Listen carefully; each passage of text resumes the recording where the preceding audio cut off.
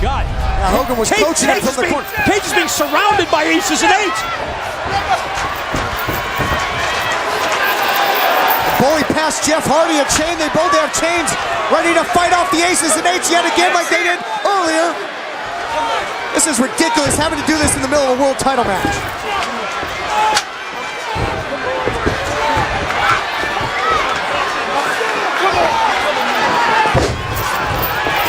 What the?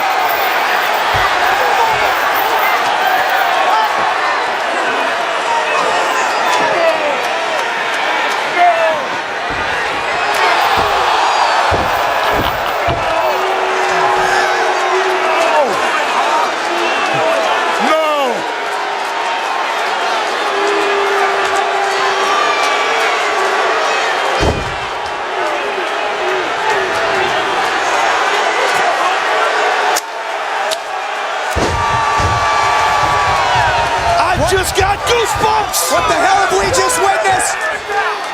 They're forcing. Yeah! Yes! Yes!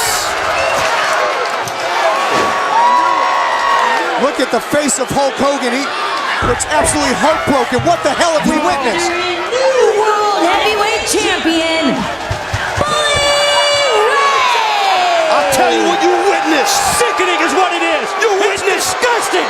BS! You witnessed history, my friends! You witnessed history! Welcome home, my brother! Bully Ray, the new TNA World Heavyweight Champion. That sounds pretty damn good to me. Stand there! Raise his hand! Raise my hand! Raise my hand! Yeah, baby! It's a disgusted Earl Hebner that has to raise the hand of Bully Ray. Look at Brooke Hogan. She's absolutely beside herself. You love nothing!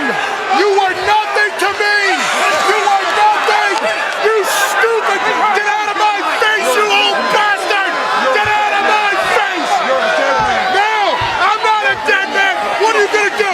What are you gonna do? Come on, you old bastard! Do something! Do something, you piece of crap! Do something! Hit me, you old bastard! You're a dead man. Shut your mouth! Shut up! Look at this! Look at this! Dead man. Champ!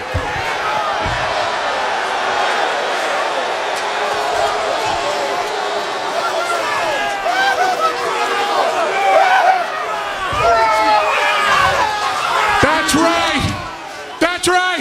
Hey, Devon! Let that stupid cry!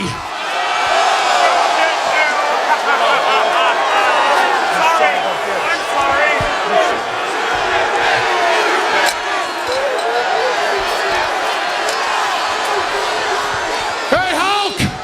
Hulk! I used you! Brooke! I screwed you! You son of a You son of a You son of a What's wrong here?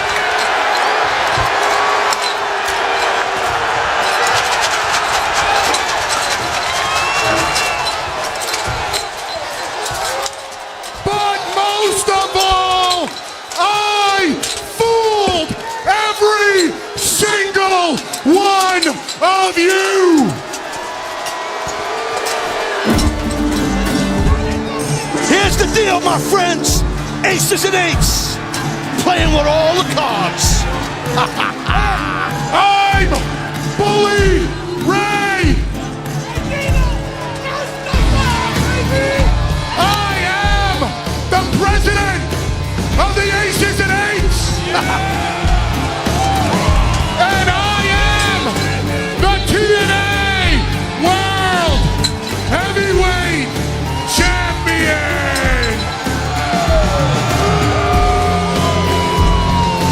Running the ship, baby. Ride dirty and running the ship. Aces and eights. Yeah.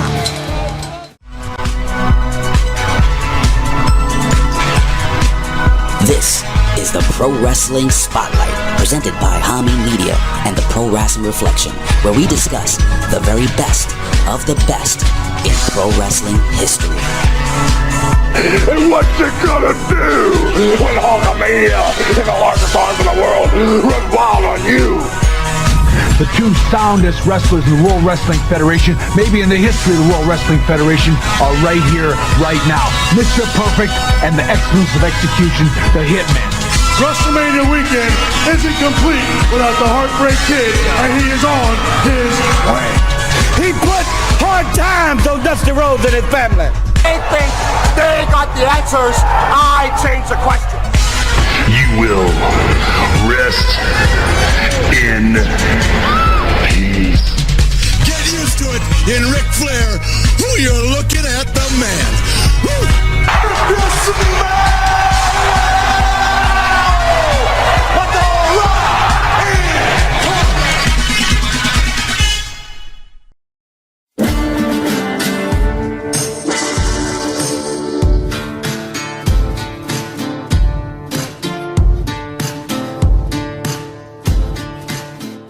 What is going on there, Reflectionites? What is going on there to the Vito-ites, the Hami-nites, and the solitary confinement PWCites? What's going on to all the ites all over the world? The Demites, the Republics, we all some crazy motherfuckers out there. You know, we got federal Washington D.C. now. It's not even a county. It's not even a state anymore. It's a federal Washington D.C. It's under federal control. It's happening, Reflectionites. Demolition Man, you seen that movie? It's happening. Running Man, you've seen it. It's happening. You've seen Escape from LA, Escape from New York. It's happening right now, Reflectionites. It's going to be Escape from Washington, D.C. starring President Donald Trump. But anyway, neither here nor there. What's going on to the Russianites, the Ukrainites? What is going on to all the ites that are fucking up this world right now? And what is going on to the Magnificent 7, the Elite 8, the Naughty 9, the Terrific 10? You know who you are, who need a bastion of relief, who need escapism, who needs to, not for nothing, Reflectionites, because when I do the intros, a certain partner in crime of mine always kind of like throws me off because, every time I do the countdown, I intro to everybody, I say, what's up? I kind of notice to my, the corner of my eye, what my partner in crime is doing. And then this motherfucker is on he's on his OnlyFans watching these girls doing some, strip teases and all that stuff. I know he's paying $5.99 monthly, but I don't give a damn. I'm trying to do a show for the Reflectionites here. I'm trying to do a show for y'all Magnificent 7 motherfuckers. But neither here nor there because he cannot force the professor. He cannot get me off the train of trying to give you the best entertainment that money can buy, which is free. But neither here nor there. Welcome to the PWR podcast here at the Hami Media Group at PowerBeam.com, and welcome to a very special PWR Spotlight Greatest Heels Edition. But before we do that, I must introduce myself because I am vain like that. I must introduce myself because again, I'm trying to get younger every day, man. Every week I get older, but at least for the little hour or two when I do the PWR podcast, I get 10 years younger. I get 10 years sexier. I am the affluent one. I am the oh so sexy one. I am the oh so glorious one. The only objective man in this IWC, YWC, PWC punditry. The only objective man in this Twitterverse. The only objective man in this social media conundrum. Your friend of mine, Chabella Cruz. The professor, you already know that. I've been doing this for like 10 years. You should already know who the fuck I am. But anyway, neither here nor there. And I'm going to introduce my brother from another mother, the conservative liberal, the liberal conservative, dum-dum do it its own, the Iron Stomach one, Dr. Freakenstein, OnlyFans account member, and the undisputed, undeniable Detroit Rock City Universal Heavyweight Champion of the world, the Tommy Wonder. How you doing, my friend? I have been better. Told you before we recorded, I lost my watch. Apple Care ain't covering it, so I had to buy a new one because I'm telling you, 3 days ago I said to somebody, Man, I used to never wear a watch, and I got this damn Apple Watch about 6-7 years ago. I can't imagine not having one. And then I lost it the next day in the lake. You know, the executive producer extraordinaire will cover all the expenses. Just write it off and put it in the PWR expense account, and he will reimburse you. So, you know, everything's okay. Executive producer extraordinaire Big Ray Hernandez will expense the new Apple Watch, hit Tommy one day and all that stuff. Now, before we get in... And what? I just deleted Skype today, and it hurt me. It hurt me. I deleted it off my phone. I didn't realize that shit was still on there. And I hate this damn StreamYard. I hate that I see the top of my Safari shit up there. I just want the whole screen. I feel like a fat tub of shit in this picture. It was sideways when we first signed on. Now it's at least left to right. It was up and down, not sideways. And now I feel like my head's in the back of the room and my stomach's in the front of the room. I hate it. Did you get nostalgic seeing the Skype link and all that stuff? Did you this stuff? I did. Jeez. I remembered how hard that shit used to be, and this is worse. Well, you know what? This is what the PWR podcast does. It just reminds you of the good old days. And Skype was the good old days, at least, you know, for recording purposes. I didn't have to jump through hoops and go through fire mountains and all this shit just to record an episode. But I've learned. I've mastered it and all that stuff, and Big Ray is appreciative of me trying to learn this shit. But anyway, before we get into this greatest heels edition on TW, we at least have to correlate what's going on today, because, you know, in the intros of the PWR podcast Reflection, I said, you know, we're not going to go like a long time, TW. You can do it like a quick 5 minutes, because, you know, one of the introductions that we do for a certain PWR show is the What If series, right? And one of the caveats of the What If intros was, what if John Cena turned heel, right? So now, in hindsight, we've seen it. We've seen the John Cena heel turn in its totality. It lasted from Elimination Chamber, which was March of 2025, and it lasted till SummerSlam, which was August of 2025. So we had a little bit of a 5-month heel run and all that stuff. So I'm just gonna ask you a quick synopsis, if you want. If you know, you don't have to go on a harangue. I know I kind of like this is a pop quiz, Reflectionites. TW was not prepared for this, but again, we always talk about today with yesteryear and all that stuff. So TW, do you think, was it successful? Did you like the heel run and all that stuff? Because for me, I'll just say this: for all the motherfuckers who were mad at the John Cena heel turn, I'll say this, TW. If you listen to what John Cena said, it wasn't a full heel turn per se. He said it was a toxic relationship between himself and the fans. And he was wrestling with himself, trying to be the old John Cena. And it took Cody Rhodes, the ultimate Superman, to get the old John Cena back. I don't have to go with the, you know, people will say, well, what about The Rock, Professor? What about Travis Scott and all that stuff? They fucked it up for John Cena to make the heel turn successful. This ain't Hulk Hogan, motherfuckers. This was not going to have legs for years. This is John Cena's final run. This is what is called a time filler. If you wanted a whole nostalgic 2025 Reflectionites, seriously, did you want that? It was not going to be successful either way, because we were going to get bored with nostalgia. So you had to fill in 5 months with this heel turn, which was successful a couple of weeks after, when they were in like Birmingham, England and all that stuff, when the crowd did the right thing and booed him out the building. They did the right thing, panning to a kid crying because John Cena said, fuck you, and all that stuff. So TW, again, it wasn't a full heel turn, but it did its purpose. It filled some time. I know that the Mark Charles will say it's unsuccessful. I just say it wasn't a full heel turn for me. What say you?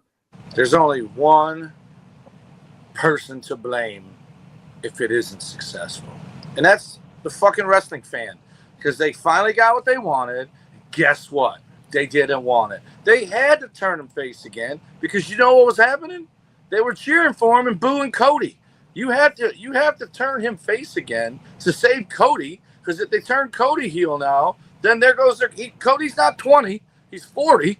And he ain't going to be around much longer either. I'm sure he'll be around, you know, a few years. He's 37, 38 to be legit. It's 40. I'm saying 45 is 7 years away, right? So, and we all know the difference between John Cena at 40 and John Cena at 48. So, if you fucking age, it's what happens. But I think they were forced to turn him babyface again because it wasn't working because the fans were cheering for him. It's stupid. You want him to be a heel, he becomes a heel. He absolutely shits on everybody. He wasn't the fun, fake Eminem heel he was when he first started. He was fuck you and everybody in this place, and gave legitimate reasons why they were pieces of shit. They're like, thank you, sir. May I have another? Yay. And then also, I don't know if you know this, but this room of toys, every single series, like I'm looking at this Lexus King figure, series 116. I think they're on series 123. Every series in the year of 2025, there's a special edition John Cena figure. It's his gear over the years. They just released a special edition that sold out in minutes. I'm not gonna get it. It goes with this shit here, and I'm not gonna have one because I'm not paying aftermarket for it. It's him with every version of the world title that he had. So he's still selling merch as a heel. He's going to sell more as a babyface, and he's only got 4 months left. It's the right thing to do. They gave him what they wanted. So they can't say down the road, we never got that John Cena heel turn. Yeah, you did. You just fucking hijacked it and made him fucking good guy again by cheering for him. I think he would have been bad guy a little bit longer and would have went out with a little bit, like the last month or two would have been the good John Wayne exit. But then you had Brock Lesnar come out and whoop his ass. And because everyone thought it was Swerve, that he was going to just turn on Cody again at SummerSlam. And then he lost clean. Which made it very lackluster SummerSlam for me. But it was what's that? Which made it intriguing for that main event per se, like you said, because people did not know if John Cena was truthful in his supposed babyface turn once again. So that it gave you a little bit of like nuance to say, is he lying to us again? Is somebody else coming out to fuck with Cody Rhodes and all that stuff? So, again, I'm not saying it's successful. I'm just saying it wasn't a full heel turn because, again, the parameters when I looked at it, and I'm not trying to be a John Cena fan, which I am, but he was wrestling with his conscience all through this supposed heel turn. He accepted certain people to go full heel, like Randy Orton, because they cheated on John Cena. So he felt, let's just say, vindicated. That's the word. Vindicated to do certain dastardly things to Randy Orton. He felt vindicated to do dastardly things to CM Punk. And justified too. But when it came to Cody Rhodes, the ultimate Superman or Homelander, whatever you want to call him, TW, he got John Cena to see the light. Whether again, and then I'll say this, and then quick 30 seconds. Do you blame The Rock? Do you blame Triple H for the booking? Or it was just the fans? It's all the fans' fault, or is there any percentage of if they booed him out of the building, then they would have kept him as a heel, but they didn't. They cheered for him. So they're like, fuck it, if you're going to cheer for us, we're going to put out more merch, and you're going to buy more merch. That's just how it is. There probably were little kids who really were like, fuck that guy. But all the adults, the fucking babies, they got to fucking cheer. We got what we want, heel Cena, yay! It's like, no, dude, that's not how heel Cena works. You boo heel Cena. The guys you love to hate, like Roman Reigns. People love to boo him. Now he's over as a babyface, bigger than he's ever been, because they let him be a heel for 3 fucking years and booed him and hated every act that he did. They didn't give Cena the same respect. You're right. The fathers and mothers were adulated. The kids, the sons and daughters were crying. So was devastated. That's the WWE fan today, Reflectionites. It is what it is. So, we just wanted to correlate the present, and now we will go with. So you're trying to imply the AEW fan is better. The little long-term storytelling between Edge and Christian, where it feels like 40 years ago when Edge went to AEW to die, and he hugged Christian and he goes, "Go find yourself." And then now Scooby-Doo, years later, Edge saves him, picks him up and hugs him and says, "Go find yourself." That was the cheesiest shit I've ever heard in my life. And some nerd in AEWville is probably going, that's long-term storytelling. Well, it's the first fucking one they've ever done because they don't know how to tell stories. Did you text Edge saying, hey, this is skinny fat guy saying, who wrote this shit? No. Okay, just wondering. We are no longer in communication. We don't have heat. We don't have heat, but we used to communicate versus AOL. So that tells you how long ago that was. And they're shutting AOL down. So, again. Are they? Yeah, they are. Time Warner, isn't it? The dial-up AOL is done very soon, so it will be There expired. still is a dial-up AOL. What? Mm-hmm. Who the fuck's got that? Boomers? Yeah, the boomers. They don't that was technology for them. But again, let's get into the nostalgic past to a degree, TW, because we're only going back, what is it, 12, 13 years? 12 years. So with that being 12 said, years and 9 months. Yeah, well, thank you for the correct calculation on that.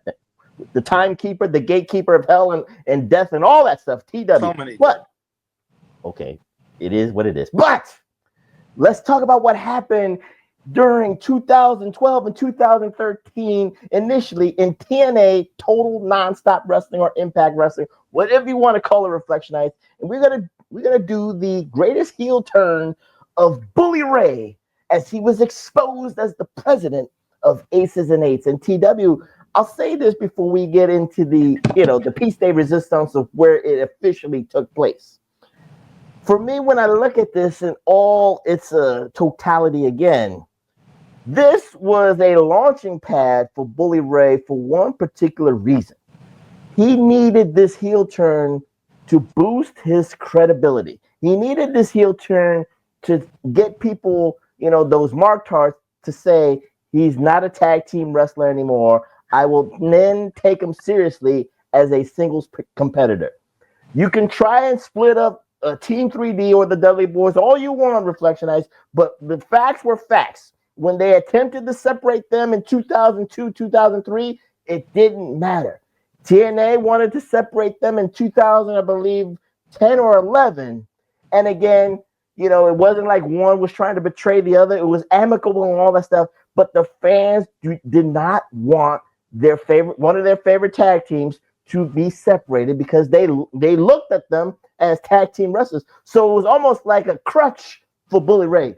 So in actuality, Reflectionites, he needed this heel turn so this way we could take him seriously as a singles competitor, number one, and number two, as a main event player in professional wrestling, whether it was TNA, WWE, New Japan, and all that stuff. So TW, the floor is yours. What say you about this heel turn? Because it was a necessity for Bully Ray to get this, I don't want to call it the stench of being labeled a tag team wrestler off, but he needed that so badly. What say you?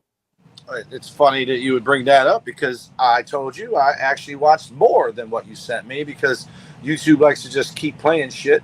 And I actually watched the first time they tried to make him a singles wrestler, 2 weeks after Jeff Hardy's infamous High on Life dropping the title to Sting. And you had everybody and their brother coming out to challenge Sting for the title. And Bully Ray was first. And I'm looking at him, and he's basically wearing the Aces and Eights vest in this promo, which is 2-3 years before Aces and Eights. But by the time Aces and Eights comes around, he has a whole. It's very similar to the Dudley Boys look, but it's almost like my old look, like a basketball jersey instead of a cut off army shirt or whatever they used to wear as a team. But the whole he had the basketball jersey, but 5150. He wanted to separate his look, that Dudley look, away from himself. Right, that's what I'm saying. But in this interview I'm talking about, the promo I'm talking about, he still looks like a Dudley boy, but he has that vest on like Aces and Eights. And he's got the floating sideburns, the thinning hair. AJ Styles has frosted tips. And the entire time he's talking, even though he's coming at Sting, even though he's coming to try to join Immortal with Hogan, even though AJ comes out and he talks shit to AJ, he repeatedly buries Devon Dudley. Repeatedly. Just keep saying, I carried him for 15 years. Then AJ says, he carried you for 15 years, did all the hard work. And if it wasn't for him, there'd be no Team 3D, and you just can't make it on your own. Like they were trying their hardest to make people not want Bubba and Devon to be together. And if you do what they did with the Hart Foundation, with Bret and Neidhart, if they never have heat with each other, people are always going to hope that they end up back as a team. I'll give you two other guys right now that I'm stunned that they're not a team again right now, is the Usos. I think Jay's solo shit is, I think it ran its course. Jay's over there with Roman. Jimmy's over there on whatever with Jacob Fatu, which is odd because you're putting him in teams anyway with Roman and with. It's just a matter of time before the Usos get back together. And I know they did have heat, but it was kind of sibling rivalry more than full-on turn. And so when you don't have them turn on each other, people want them to be together. But by the time we're watching this shit, he shaved his head because he fucking finally looked in the mirror like I did and saw the little island forming. He got all jacked up on the gas, and he's buff, whatever. And he got much, much better on the microphone than he was even in 2010 in that promo with AJ and Sting and Hogan. And he did the unwritten no to Sting. Called him an old dinosaur. That's 101. You're not supposed to do that because nobody wins. If he's an old dinosaur and he beats you, you fucking suck. If he's an old dinosaur and you beat him, big deal. You beat an old dinosaur. So you're never supposed to belittle someone because of their age and all that, or it demeans the entire outcome of the matches. It kills you, or it makes you look like a bully, if you will, but not in a good way. But probably Sting said it was okay to say that, and try to generate. Sting had a look on his face like, really, dude? Like he better not talk right now. He better wait a second before he talks, because it's and we're all about 5-10 years apart from each other anywhere in life. So the guy you're calling an old man today, there's a guy right behind you going to call you an old man tomorrow. So it's like it's cheap heat, and it's the cheapest of heat. Well, again, Reflectionites, because with this was technically, with all the videos, TW, I showed you, this was 9 months of storytelling in the making. And again, we'll actually kind of highlight the ACES and EIGHTS Reflectionites, because again, we have to combine certain parameters about this, because again, you might not understand why I'm calling this one of the greatest heel turns of all time. Again, Bully Ray needed this, but he needed some he needed some bass players, TW. He needed a drummer, he needed a keyboardist, he needed a piano guy. But again, we could talk about the band not being like on par. It wasn't Earth, Wind and Fire. It wasn't Jefferson Starship. It wasn't Leonard Skinner. It was probably Mom and Pop. It was the tribute bands of all the lounges. That's just the way I'm looking at it. But again, no disrespect to the players at hand. But with it being said, this was the rise, TW, of the ACES and EIGHTS group. And again, some people, the Mark Tars will troll each other that says if it wasn't for the ACES and EIGHTS at least trying what they were doing, we would never have Bully Club in New Japan Pro Wrestling and all this stuff.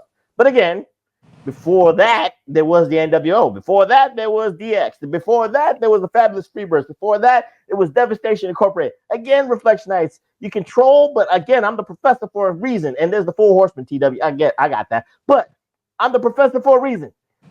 Again, it's cyclical.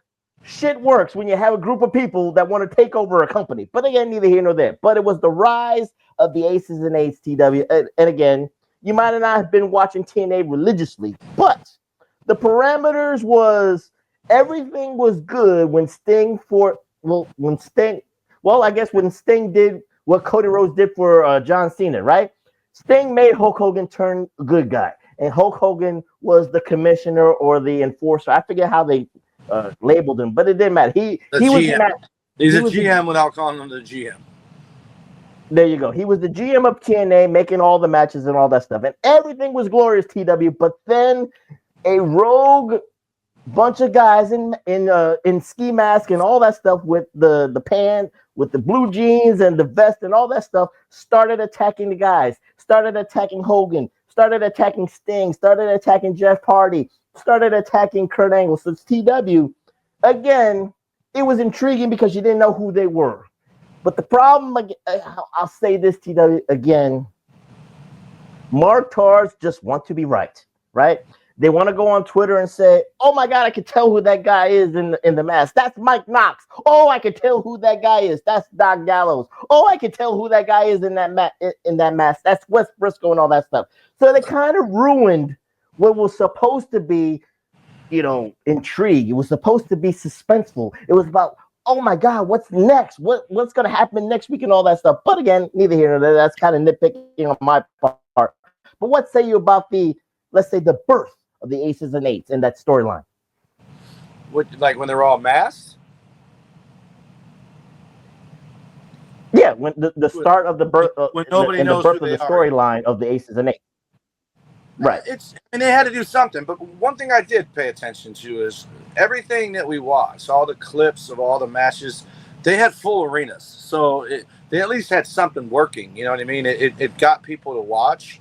I think looking at it hindsight wise, who all's in it, like you said, it's not Jefferson Starship, it's not Kiss, it's Kiss Tribute Band. You know, a lot of people, I remember when it was happening, they either liked it immediately and fucking blew it like it was the greatest thing ever, which it wasn't. But there were other people that shit on it, saying it's fake NWO. Which if you don't even know who the fuck is in it, how do you know if it's fake NWO, right? But there was a point where there's 107 guys in there, but that was later. So people that shit on it gave it unjust shittings, and people that praised it gave it unjust praisings. It was one of those things where you just got to let it play out. And I think that's inevitably where the problem started, because like you said, it was 9 months. I do remember this, and I remember everyone was like, it's taken too long to show who the guy is. And we weren't doing this yet, but I'm pretty sure if they knew it was Bubba the whole time,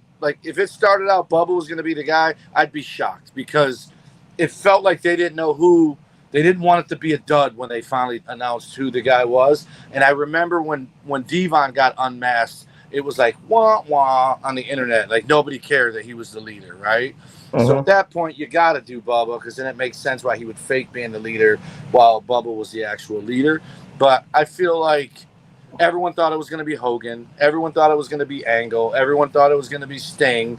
And so for it to inevitably be Bubba, they had to set him up to make it matter, because the whole beginning of it is Hogan not trusting him and Sting vouching for him. So in the end, it makes Hogan look right and Sting look stupid. But I don't know that they always planned on it being Bubba. I don't know the parameters, TW, about who was supposed to be like the exalted ruler and all that stuff. Again, you can hear it from Fightful, you can hear it from Dave Meltzer, and you know how that is. You could trust those guys. But again, neither here nor there. You know, that's hindsight and all that stuff. But Speaking of Dave Meltzer, he just said the other day Karrion Kross is re-signing for sure, and now today it's all over that he's not signed. So who knows? We'll know when he shows up on Raw. Or if he shows up on Dynamite. So neither here nor there. We don't know if it's a work or it's a shoot and all that stuff. But again, the focus, Reflectionites, is on Bubba Ray or Bully Ray and all that stuff. And TW, you are right on par, because again, Bully Ray is trying to get the stench of being the tag team wrestler off of him. And again, what at least the TNA was doing during that like 2011, 2012 time period, I remember they did their own kind of tournament style, bracket style scoring system. It was the Bound for Glory series where he was trying to. Oh no, Gut Check was the kid. You're right. Bound for Glory series. It was the Bound for Glory series, and they were accumulating points to become the number one contender and getting that title shot. So Bully Ray was obsessed with becoming the TNA World Heavyweight Champion, because he wanted to do something that like you say, someone has got to be the Shawn Michaels, and Bully Ray felt he was the Shawn Michaels and Devon was the Marty Jannetty and all that stuff. So he was obsessed. Bully Ray wanted to be the Bobby Fulton of the Dudleys, is what you're saying. And Devon is the Tommy Rogers? Yes, except for our life. He's a little burnt, but it's okay. But neither that. Well, Tommy was the darker skinned one of the two. Hey man, spray tan or sun tanning studios, whatever the case may be. But again, TW, he was obsessed with being the TNA heavyweight champion. They had those Bound for Glory series, and again, in one of the Bound for Glory series, again he lost. I think he finished third, and he fell short of his goals, because that was the first thing that was said with this 9-month plan. The first plan was to win the TNA championship via the Bound for Glory series, and that didn't happen. So he was trying to explain to all the marktards out there, TW, that plan A didn't work. But here's my question for you, because again, it was supposed to be a 9-month story. We could play Be the Booker and all that stuff, because where he became the heavyweight champion of the world, it was a pay-per-view. It was Lockdown in 2013 in the Alamo Dome. But if Plan A was supposed to be winning maybe the TNA title at Bound for Glory, which would have been a bigger deal, because Bound for Glory is their WrestleMania, TW. Does it matter where the reveal is? does it lower itself because it was locked down and not at Bound for Glory? What say you about that scenario? Because again, he even said it in the videos. Plan A didn't come to fruition because he lost the Bound for Glory series. So Plan B had to come into effect. I don't think it ruins it at all because, I mean, half the problem is like you got the modern day, us back in our day, the big four were WrestleMania, SummerSlam, Survivor Series, and Royal Rumble. And they all four were something different. WrestleMania, the first one, he didn't even defend the title. He was in a tag match. But most WrestleManias, it's the world title on the line. SummerSlam was usually the champion in a tag match. Survivor Series was an elimination match. And then Royal Rumble was a Battle Royal was the main event. So you had 4 different events with 4 different themes. Then they started adding pay-per-views in between the in-your houses and all that. Well, if everyone expects the belt to change hands at Bound for Glory for it to matter, then why are you even having more pay-per-views? This makes it... I remember as a kid, maybe you remember this, I think we talked about it before, I would always go to the house shows and look for a camera. And if I saw a camera, I'm like, something big's happening here tonight. When you saw that red dot, right? It meant they were recording. Something big was going to happen. So you know, it's one of the things I'm most embarrassed about, being a child wrestling fan and not figuring it out. It was a work on my own, right? Is not realizing that titles only change hands at big shows, right? So Lex Luger winning the world title on the Palace of Auburn Hills Nitro, almost 2 years to the day of when he didn't win it from Yokozuna. That was kind of cool, and nobody saw it coming. Ron Simmons winning the world title from Vader in basically a house show, no one saw it coming. So, and this particular night, it's Bully Ray versus Jeff Hardy. Jeff's redeemed from the fucking drug years from the prior. I'm not sure how long he was champion. I think he won it at Bound for Glory, right? He beat Austin Aries or somebody. Yeah. And then lost it a month later or 2 weeks later. No, it was a couple of months later because that was October, and then this is like February or March of 2013. So no one's like if Cody loses that belt again real quick, people are going to be shocked because he had it for a year, lost it. Now he's had it for 2 weeks. If he loses it again quick, like Gunther, it's a shock. You want that. You don't want predictability, and the way he won it protects Jeff Hardy, and it makes his short title reign understandable because he got fucking betrayed in a cage with 7 dudes who basically raped Earl Hebner and made him count to 3 to give him.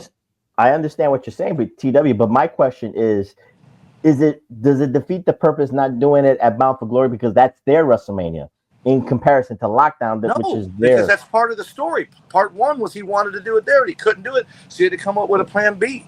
And then he had a plan C because they locked the doors and he couldn't have it. The guys couldn't come help him when he did that. And then when he left Sting to save Hogan and Brooke, and Sting took the loss in the 6-man match with the thing. Everything worked out. So in hindsight, it does look like it was always going to be Bubba. But if not, they did a good way of making it look like it was that way all along. But again, him winning it at Bound for Glory is predictable.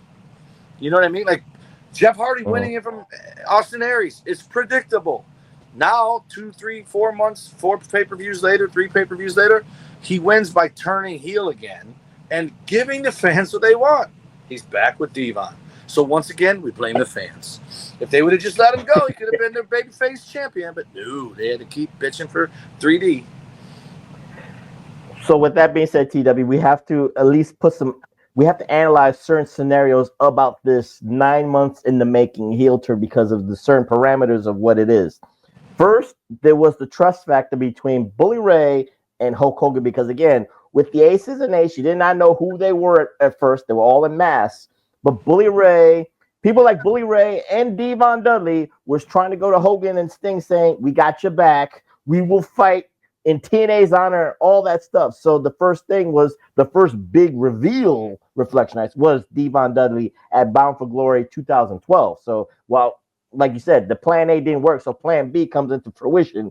So now Bully Ray is trying to team up with Sting and trying to get in the good graces of the GM, Hollywood Hulk Hogan, and all that stuff. So TW, what say you about the way plan B was going into fruition with the storytelling in 9 months in the making? Because I got certain scenarios I want you to at least harp on for a minute. Well, again, watching this in the recap and short form is hard to remember being there. But looking back at it through that little recap by Bubba, it looks like, he's setting Hogan up the whole time. Like, it looks like it should have been obvious it was him, right? D'Lo had, I'll be the judge, and Briscoe winning his gut check match against Garrett Bischoff, and all of them ended up being involved. Devon and Garrett saying, we'll help you. Hogan being shit. It almost looks like Hogan deserves it too in the end with how he told Devon, I love it, brother, thank you, but we got this. Like, we don't need you. Garrett Bischoff, hey, what makes you feel like you belong in this room with these other three guys, which is laughable when one of them is fucking Mr. Anderson with all their experience. and he's terrible, dude. Anyway, everything, it works. And here's what, I say this all the time about movies. A movie is only as good as its payday. The payday is the end. You can watch a great movie for 2.5 hours. If the last 5 minutes suck, that movie sucks. It doesn't matter how good it was leading up. And this particular topic we're talking about, our review tape was his revisionist history of all of it, and it all works. That 5-part, Bubba Ray explains the hoax. It all works. So it was successful and it was good. But I feel like if we watched it week to week, Devon and Bischoff and Wes Briscoe and Angle. I remember I did watch some of this live. I remember thinking it was going to be Angle, right? Like Angle's going to be the guy, because he's like, wait. Let's not forget, because during the reveal reflection, I didn't mean to cut you off, because Bully Ray put into the ear of the locker room that he felt that the leader of Aces and Ace was actually Cowboy James Storm. So he told that to Blabbermouth Bobby Roode. So part of the plan B, as you're talking about, is coming into fruition. But you didn't get no backstage camera angles. You did not know anything that was going on, because at that particular time, TW, Bully Ray was a tweener. He was Bully Ray for a reason. Like like I said, he was obsessed with being the champion, all that stuff. He did cheat to win, but again, he was kind of heelish, but he wasn't a full heel in all that stuff. So I'm trying to explain it to you. So what say you about him trying to get the goat of Bobby Roode and starring, the TNA, the mistrust factor, like the old NWO stuff? That's what it is. It's the old NWO stuff. And then they actually got out of that the right way. After they were done with James Storm, they all beat him up. So then he looks like, see, I was telling the truth the whole time. It runs the risk of being backfired. It runs the risk of people thinking he is the leader, and now the rest of them are good guys because they're like, we're not taking it anymore. It didn't happen, but remember I told you Luger and Tatanka. It's so nuts to me that when DiBiase pushes Luger off the top rope, everyone thought DiBiase turned good. They didn't think Lex Luger was the one getting screwed. They didn't think Tatanka was turning bad. But Bubba Ray, I will say this, me personally, never been a Dudley Boys guy. Even I got their figures back there. Never been a Dudley Boys guy. I think they're definitely overrated. Now, I'm not saying they're bad, but they're just overrated. I know they're your boys, the ECW stuff, but that's my point. Is they're what they are because of the train wreck of matches that they have. Whereas if you watch Tully and Arn and Ricky and Robert and Sean and Marty and Brett and Neidhart, they're technicians, if you will. So that's more my wheelhouse. The Midnight Express, fantastics. Dudleys aren't that to me. The Bushwhackers, Sheepherders weren't that to me. The Road Warriors, not that, but they were a little bit larger than life, so they get a pass. Demolition, same thing. But Devon, Bubba before all of this and Bubba after it absolutely elevates him 1,000%. I respect Bubba Ray now from his work and all of that more than I did with everything he did before that. As a tag team wrestler, I respect him, but not as a singles wrestler. No, but again, like I said, it's not a disrespect to Bully Ray or Bubba Ray, whatever you want to call him, TW, but he had to get the stink of the tag team label off of him, and he needed this angle, this storyline to play out to fruition, And I guess you could say it paid off because of his career and all that stuff. Again, he can always go back to the Dudleys. It will be nostalgic. It will be celebratory. He's wrestling the Hardy Boys one last time. But I think it's Bound for Glory or Slamboree, one of them. It's Bound for Glory. But he needed elite. But he wanted that run. Everybody, like you say, everybody wants to get into professional And he wrestling. wanted it in WWE, and they said nope. They put him back with Devon. Remember when they came back? Yeah, it is what it is. Reflectionites. But again, you go where the money's at. You go where the money's at, but Vince McMahon saw it one way, and of course, this is where the conundrums of I don't want to say the egos, but the conundrum of man, I know my worth and all that stuff. But again, neither here nor there. So one of those scenarios played out where he fed the misinformation Reflectionites, if you will, to Bobby Roode, so he could parlay it to the TNA locker room where the mistrust started to happen. And again, they kidnapped Sting, they kidnapped like Abyss, or what was it, Chris Parks, they kidnapped Jeff Hardy and all that stuff. They beat them up in the locker rooms and all that stuff. So now we got to look at it one way and the other angle, because again, the mistrust that Hogan, rightfully so, TW, like you said, he did not trust Bully Ray fully. That's what I want to say. He did not trust him fully. But he needed a way to get in. So what was the best way to get into Hulk Hogan's graces? Good, bad, or indifferent was to go after Hulk Hogan's daughter, Brooke Hogan. Wouldn't it have been better in hindsight if it was Devon? Oh, Chocolate Love? Well, that was before the sex tape scandal. So he was a couple of years before that. So you know what? It's funny, Reflectionites. TW has an out for Hogan.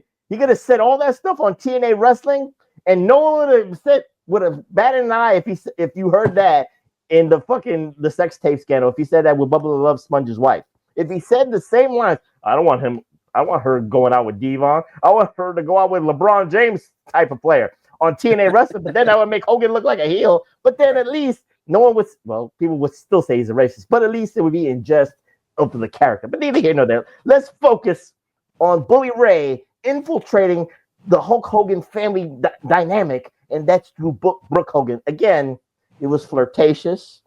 They were sneaking, sex in the car and all that stuff. And then Hogan found out. And then initially Hogan, I think, suspended Bully Ray and all that stuff. But neither here nor there. But what say you about Bully Ray? Again, this looks like Plan C or Plan XXX, whatever you want to call it. What say you about Bully Ray infiltrating the Hogan family dynamic using Brooke as the catalyst? It's smooth, and that's the other thing. Like, he's doing all that, like you said, tweener. He's doing all this other stuff that either one of two things. It either makes people go, it's him, it's got to be him, right? Or this guy cares only about himself. There's no way he'd be in a group like ACES and EIGHTS, and he's too busy satisfying his own lust for whatever. It's funny because the whole time I'm watching it, because Brooke is actually married. These two brothers I just met in the last couple of years, their friend that they played hockey with is married to Brooke Hogan. So I'm pretty sure they weren't dating in 2013. But it's funny. You wonder, was Bubba with what's the beautiful people chick's name? Velvet Sky? Velvet Sky. You wonder if he was with Velvet Sky yet, and then he's making out with Brooke, or if she was with somebody and making out with Bubba. It's kind of funny. Like, I quote Macho Man every time. Don't put your wife in an angle, brother. I put my wife in an angle. She ain't my wife no more. Again, we don't know. They could have been, you can do whatever you want in the hotel rooms, TW. I don't judge people on that. You're horny. If you're horny, then do what you got to do. But again, if you're horny, guys, slide in to Professor's DMs. He's wide open waiting. Shut the hell up. It's not I don't know what the hell you're talking about. But anyway, it's like you said, it's a very, smooth dynamic for him to do what he's doing, because like I said, it is a tweener move. Like you said, I agree with that 100%. And again, Hulk Hogan still can play that babyface role because he's trying to, is it a babyface role to try to protect your daughter? Because again, traditional babyface role. Let me just say this, because again, for the viewing audience, you're feeling sympathetic because he's protecting now Brooke in certain situations. Again, ACES and EIGHTS are now trying to like, surround her, scare her using scare tactics, and now Bully Ray is rushing to her defense and all that stuff. But again, Hogan did not trust Bully Ray fully and all that stuff. So TW, what say you? Do you feel? I guess the job of the viewing audience is: am I supposed to feel empathy for Bully Ray because again he's not getting the trust from Hulk Hogan, or am I being the martyr like, oh, this is just a swerve? I'm just waiting for Bully Ray to just join it. I can't enjoy what I'm watching. It's either or. It's like I said, depending on when you're watching it live, you're either going to think this is definitely him, or look at this selfish bastard. But again, in the hindsight, Bully Ray was the guy. He purposely put her in harm's way with Austin Aries and then protected her, and that's what won Hogan over.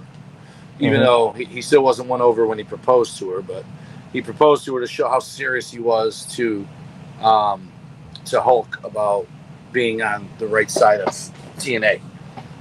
Yeah, so with that being said, TW, again, here's another, I guess you could say, because during the video reveal Reflectionites of the hoax, he even said, why not do it at this particular situation?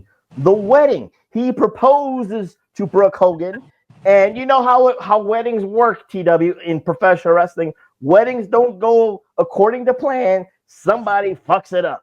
So this was the perfect, I guess you could use it for the Vince Russo factor. This is a perfect ratings winner to have Bully Ray be exposed as the president or the leader of the Aces and Eights. But no, they pull a triple swerve. It's not Bully Ray.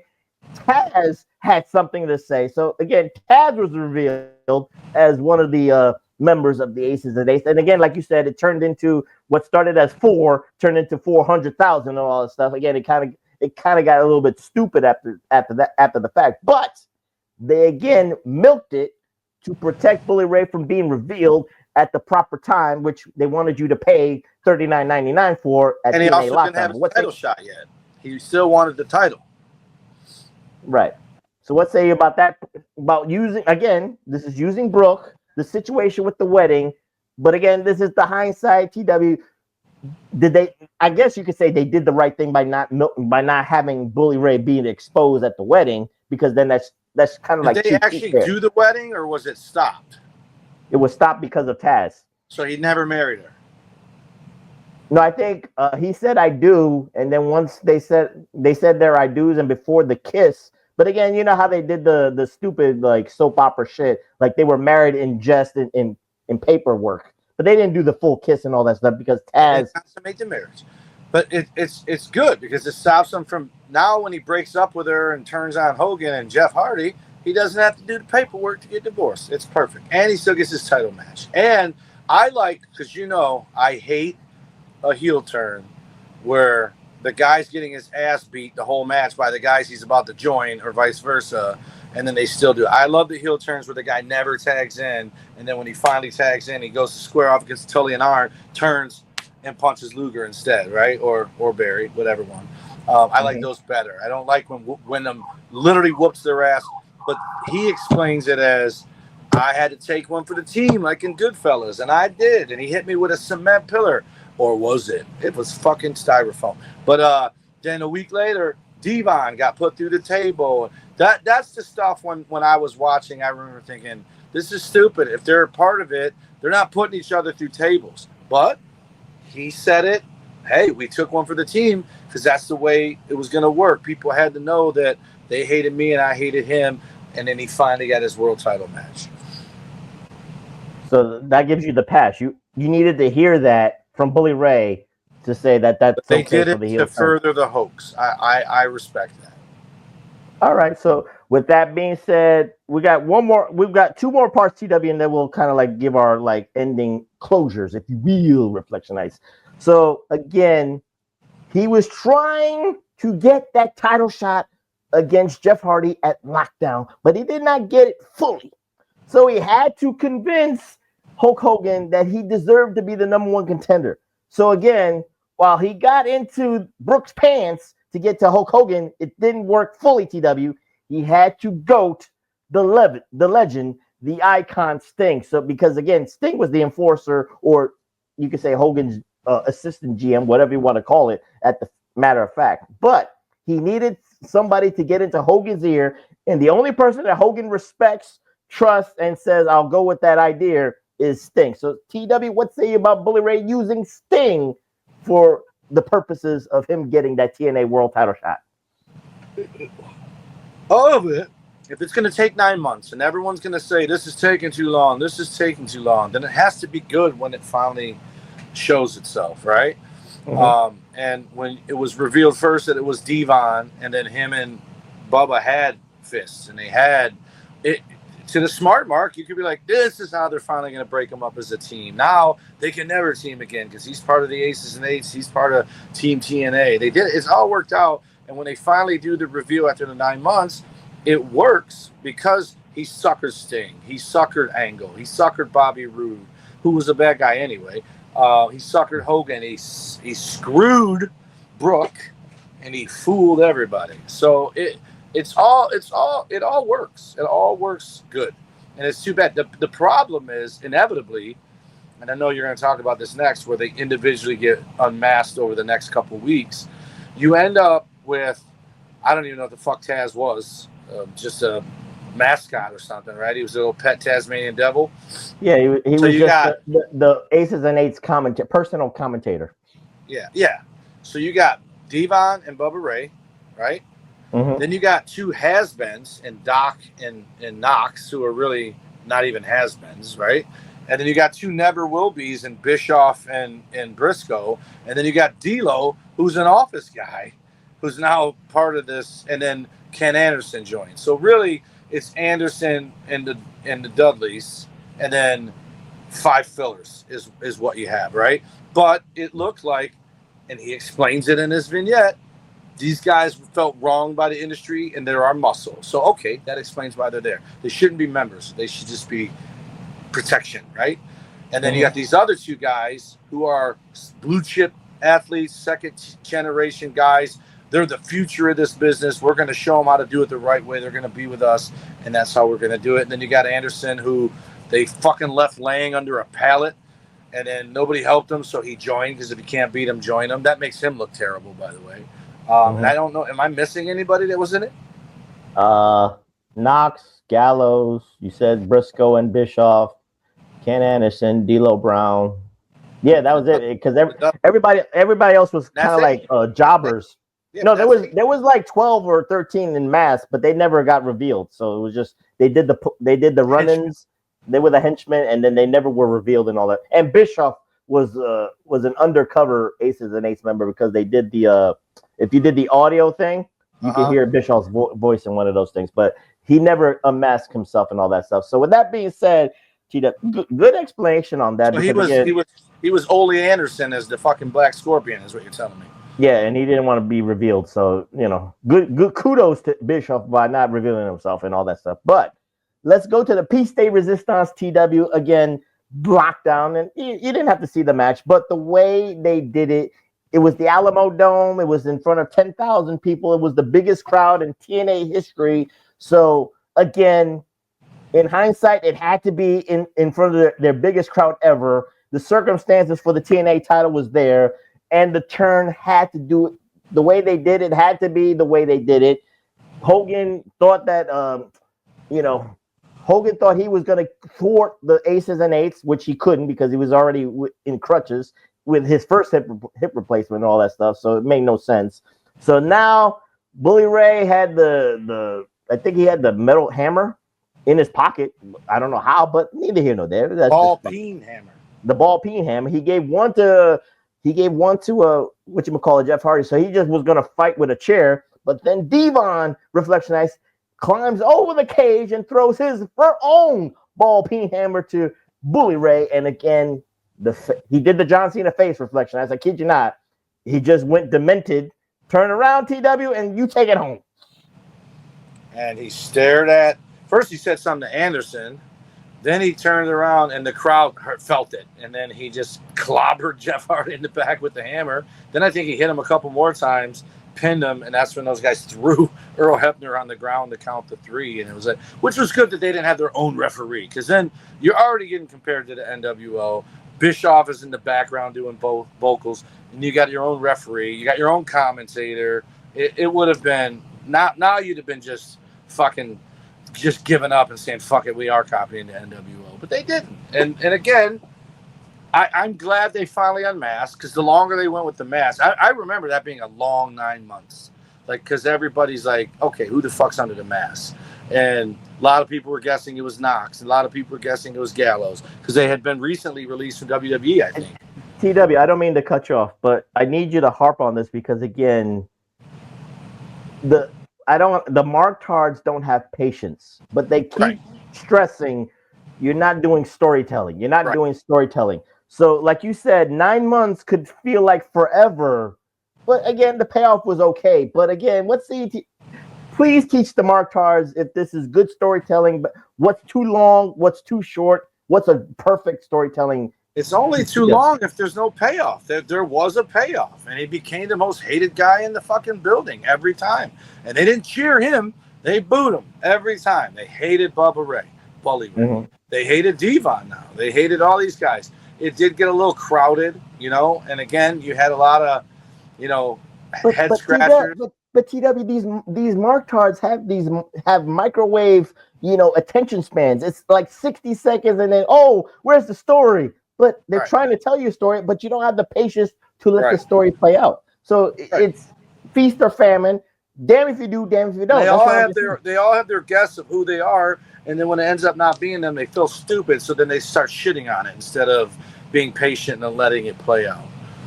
Yeah. So with that being said, let's close it out, TW. Again, I'm going to say it again. This is the theme of it. Bully Ray needed this to get to the next level, to be taken seriously as a singles competitor. Again, TW will have that dig. Well, Vince McMahon didn't care. That's why he turned him into the Dudley Boys again, for nostalgic purposes. But again, Bully Ray, there is a difference, TW. When he calls himself Bully Ray, he can be a singles competitor. When he's Bubba Ray, he'll never be a singles competitor. He will always be a Dudley. So he actually separated his character in two ways with the name change. I don't even think they called him Dudley at all there, didn't they? Wasn't it just Bully Ray and Devon? Team trademark. It was Team 3D, and then you can only call yourself Bully Ray and all that stuff. But again, that was trademark. I think Ray is his real name, or some part of it is Ray. I forgot it. Yeah. It could be. But TW, closing thoughts about this greatest heel turn again. With all, again, I'll say this, TW, with the question, because again, for Bully Ray, this is I'll give it a grade. This was an A- for the heel turn, because again, he needed this. But you said something that keeps getting in my brain, TW. The bit players. We keep saying, like, it's not Leonard Skinner, it's not Kiss, it's not Aerosmith, it's tribute band members. Like you said, it's Briscoe, it's Bischoff, it's Doc Gallows before the Bullet Club, because then it would have been, oh shit. Mike Knox, he was already has been, never will be, because of the ECW shit from the WWE side. And Ken Anderson, again, neither here nor there, people love him, people hate him, and all that stuff. The group felt disoriented. It felt not leveled and all that stuff. Crowded. It felt crowded. It felt not level. And again, the formula was just to protect Bully Ray and the World Championship. It wasn't going to be a full horseman where Doc Gallows and Mike Knox was going to be the TNA Tag Team Champion. It was not going to be Wes Briscoe becoming the Legends Champion. It was not going to be like Garrett Bischoff becoming the X Division Champion, which they could have done that with dominance and all that stuff. But again, I don't think the fans would have took it seriously. So what say ETW about everything here? I think it was short. Didn't it only last a year total? The 9 months, and then it was a 9 month build to get to lockdown, and then it all disintegrated in Bound for Glory 2013 when AJ Styles defeated Bully Ray to become the heavyweight champion. So and then the ACES and AIGHTS about a year and a half. Mm-hmm. And that's good. That's good, because now it's not the laughing stock, right? Like, whenever I say NWO, for whatever fucking reason, Horace Boulder, whatever the fuck his name is, Horace Hogan, he fucking pops in my head every time. Like him and Scott Norton and fucking Boss Man. It's like, once you just add everybody, it's diluted down. They had their core 8 guys. They had their masked, Padawans and all that. Mm-hmm. It was Bubba was always the leader, other than when we didn't know it was him yet. It was Devon. D'Lo was the sergeant at arms or whatever, which is funny because that's what he was for WWE. I talked about it before. He was the policeman. If somebody got in hot water in that kangaroo court in the locker room, they didn't even tell people sometimes. They just sent D'Lo out with that, or D'Lo. They sent D'Lo out with that flak jacket, the frog splash guys, as punishments. Like, just interrupt their matches and frog splash them. I think they did it on TV a few times, but they did it all the time at house shows where guys would just, the referee would be like, they're coming, stay down, and then he'd take the splash or whatever. So it was kind of a nod to that, I think, making him the sergeant at arms is the hitman, the muscle guy, right? So, and it worked. And again, Gallows went on to be better. Knox, God bless him. He never really made it in wrestling. He's the luckiest son of a bitch there is because he didn't have it. You know what I mean? Like he was on that ECW shit, and then he was in TNA. Really didn't do much. Was he the one? No, Kiniski was the one that shaved his head off and looked like he had alopecia or whatever the hell, alopecia. He didn't end up being in there, did he? No. Yeah, it was just those two. The two young guys, unfortunately, neither one of them ever did anything, right? And it made me wonder, is Wes Briscoe cousins with the Briscoe brothers, or are they completely different? I think he's supposed to be the nephew of Jack Briscoe. Well, he was the son of one of the Briscoe brothers. There's two Briscoes, Jack and... so maybe he's the son of Jerry, or but I either think, or. Yeah, Jerry.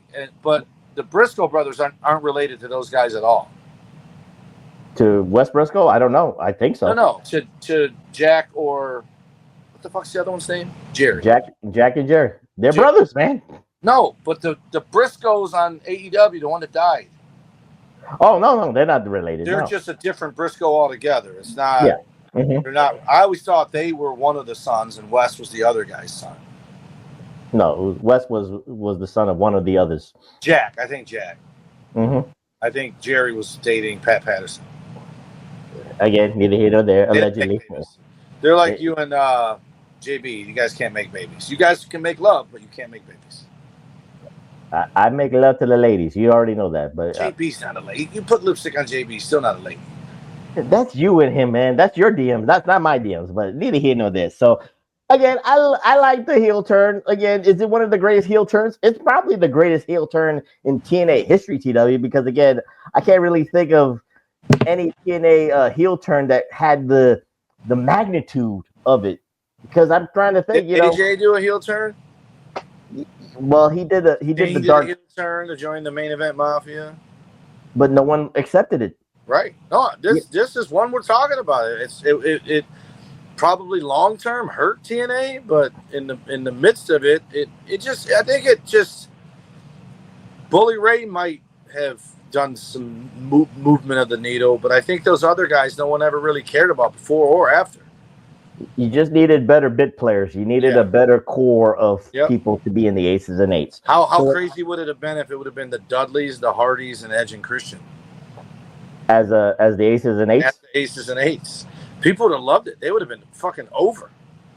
Well, at least then they would have had... greatest tag team feud in the history of wrestling is those three teams.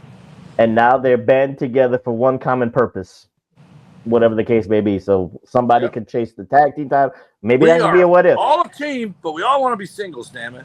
The problem is the other four ended up being singles, no problem.